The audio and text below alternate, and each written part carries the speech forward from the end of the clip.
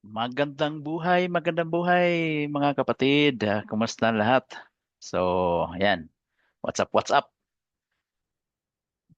Pag-usapan natin guys, yung COL account. At sinishare ko dito yung sa junior ko na account sa COL para magkaroon kayo ng idea at the same time, encouragement para sa inyong mga anak at sarili nyo rin para sa inyong future at sa future ninyong anak. Ika nga, saan nanggagaling itong experiences itong COL, kung saan ako nakakuha ng experience. Galing to sa aking mentor din sa local na walang iba, si Brother Bo Sanchez. At isa akong member sa TRC. Ang tawag ng TRC, sa mga ibang hindi nakakalam, ang tawag niyan which is Truly Rich Club. So, yun yung grupo at yung mga mentors natin sa Pilipinas which is nagbibigay ng mga training at etc. para sa journey sa ating long-term investment. Within 15 minutes nga guys, sabi ni Brother Bo, within 15 minutes matutunan mo ito at magkaroon ka ng idea towards your future at saan ilagay mo yung income natin or yung kinikita natin araw-araw or buwan-buwan. Saan natin ilagay sa tamang direction. Alright? So, to encourage sa lahat, uh, I suggest na magpa-member din kayo sa Truly Rich Clubs. Kagaya ko, I am the member also sa TRC. Kung gusto niyo maging member, meron akong link na ibibigay sa baba. Pwede niyo click yan at makikita niyo buong detalye. At basahin niyo kung ano yung mga laman, ano yung mga binibigay ni Brother Bo Sanchez sa mga members. At the same time, once na interested ka na magpa-member, yun, may guide ka na para dito sa ating long-term investment sa stock market. So, pakita ko lang, share ko lang sa inyo para malaman natin. Alright, so punta tayo dito sa aking account. Puntahan natin yung account ko.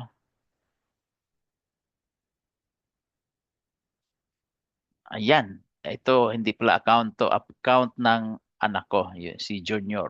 Ayan, ito yung COL account niya. Ayan, makikita mo yan, ma-adjust ko siya. Ayan, makita mo yung mismong website niya. Ito yung colfinancial.com. Tapos ang laman ng account niya, cash balance, makita mo 0.80. So buying balance 0.80 din. So magkano yung nabili niya? Ito yung total equity niya ngayon, yung pera niya 26,700. Pinapakita ko lang sa inyo para talagang malaman nyo at maingganyo kayo para sa yung anak. Pwede kayong mag-invest dito para sa inyong anak. At the same time, ito yung mga sinasabi ni Brother Bo dati na nila ni Angel dun sa COL also. At maraming iba related sa ating COL sa TRC. Ito, bili ng MBT. So kaya ang ginagawa ko, nagbumibili ako ng monthly Metrobank. Okay? Tapos the same time, yung mutual fund, ang binibili ko sa kanila, yung Manulife. Dati kasi pag may sobra kasi ako dito, let's say meron akong sobrang 200, ibibili ko siya dito sa Manulife Global Multi-Asset kasi 100 pesos lang pwede ka na makabili. By the way guys, ulit-ulit natin sasabihin, once na mag-open ka dito, mag-open ka dito sa COL, 1,000 pesos lang pwede ka na at pwede ka na makabili ng shares of stocks. Okay? At lately pala, itong Manulife, ito pala yung pinakauna guys, sorry. Sun Life Prosperity. Ito yung piso. Ito yung 100 piso lang guys ang entry mo dito. Pwede ka na. Okay? Ito namang Manulife, bago lang pala to binili ko para sa anak ko. Ito sa 1,000 to per value niya pag bumili ka. NAB. Ito yung tinatawag natin, no? NABs. Okay? Itong average price niya, total shares, yan. So, pinaka suma total, yung pera niya ngayon, 26,000 pesos para sa future niya. Pag mag-aral siya ng college, Ang edad niya ngayon, 11 years old. So, for 10 years from now, so meron na siyang panggastos. At 5 years from now, pwede din. At may dividendo din siya. Papakita ko lang sa inyo yung dividendo din. Okay? So, yan ito yung financial record ko, guys.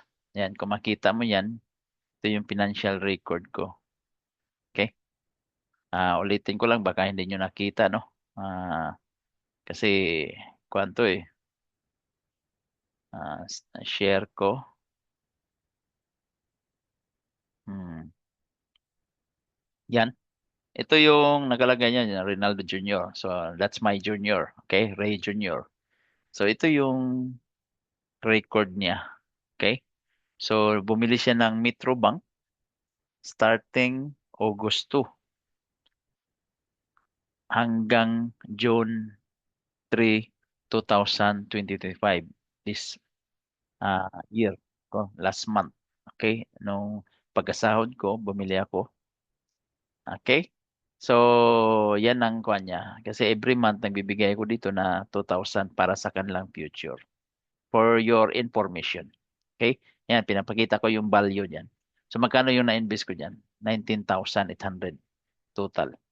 So, sa mutual fund naman, yung sinasabi ko sa inyo, yung sa Sun Life, yung natitirang pera galing sa Metrobank, let's say meron akong 2,000, tapos ang value ng Metrobank nung binili ko 20 shares, ito 20 shares. Tapos ang total price 1,500. Okay, may natira pang 500. So let's say dito ko binibili yan. Okay? Sa Sun Life XSLMM. Okay? So shares niya, so worth 500, worth 400, let's say ganon. So dito ko binabagsak sa mutual fund. So lately, yung sinasabi ko sa inyo, ng every month kasi nagbibigay ito ng dividendo. Itong XMLGMIF. Okay? So Manulife. So kasi international sila naglalaro sa kanilang money, pera nila. Okay? So July 16 yan, binili ko. Yan, pumalo siya dyan. So ang total na pera niya na invest dito, yung ininvest ko sa anak ko, which is 25,600. Kita nyo ba?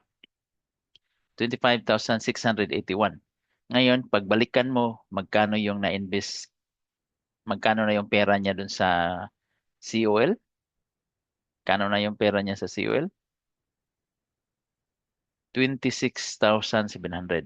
Tumubo? Of course, tumubo dahil 25 lang ito.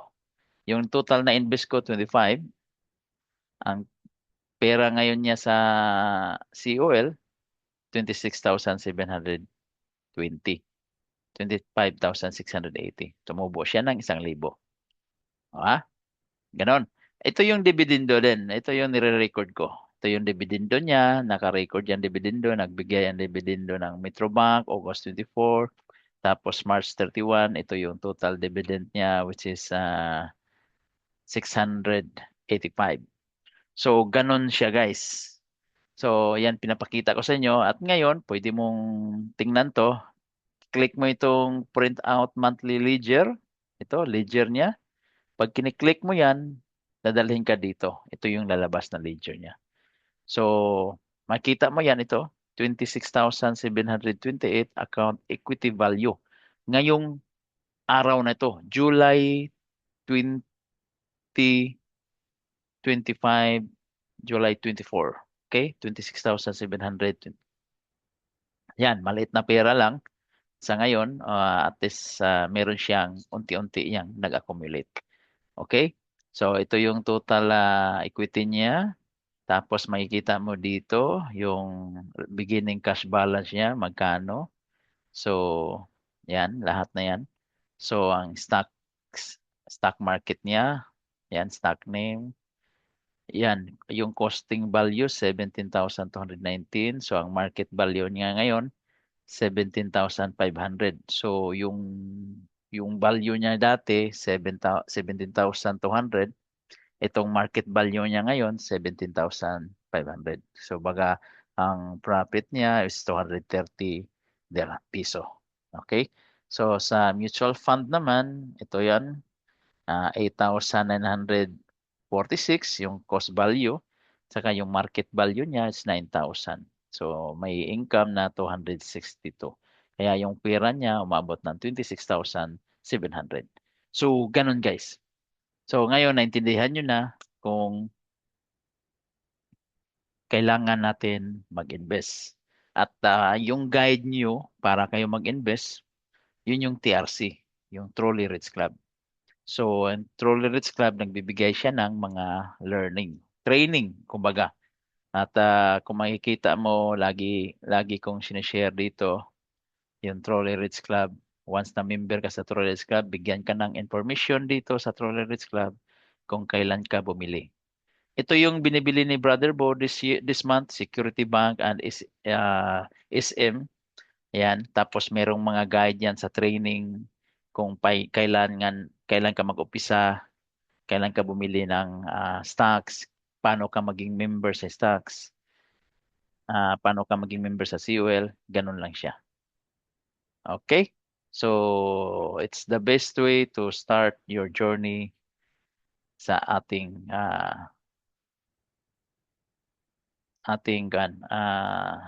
training. So, ayan. Pakita ko sa inyo yung share ko sa inyo, di ba? Ito yung sinashare ko sa inyo. Yun yung TRC Trolley Rich Club. Yan, member ako dyan. Ayan ang pangalan ko. Tapos magbibigay si Brother Bo. Yan, lahat ng information nandyan sa inyong training sa journey. Once na member kayo, complete yan details here. Okay? Ganun lang siya kadali. So, ano pa inantay natin? Start your journey para sa inyong anak at the same time para sa sarili niyo din. Okay? Just keep safe and continue learning and keep investing. That's all.